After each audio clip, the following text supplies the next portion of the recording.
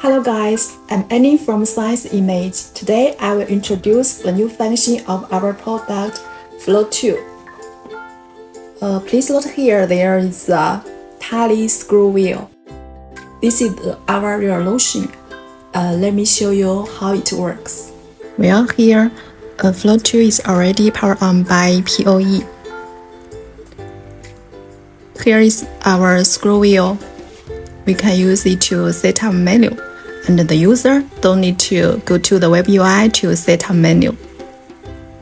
Please note here the primary in is HDMI, well, I will change it to SDI later. And also, the IP address showed on the fourth line, it means the scroll wheel can work now. I press down and hold until it goes to setup menu. You can see here I scroll down and scroll up to setup menu. I will choose the primary in to set.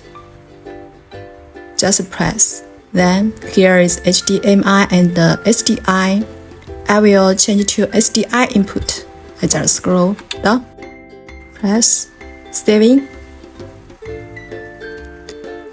Then you can see here the primary in change to SDI. You can see it's very convenient to use. Well, we will have more new amazing products coming soon. Just follow us on our social media. Thanks for watching.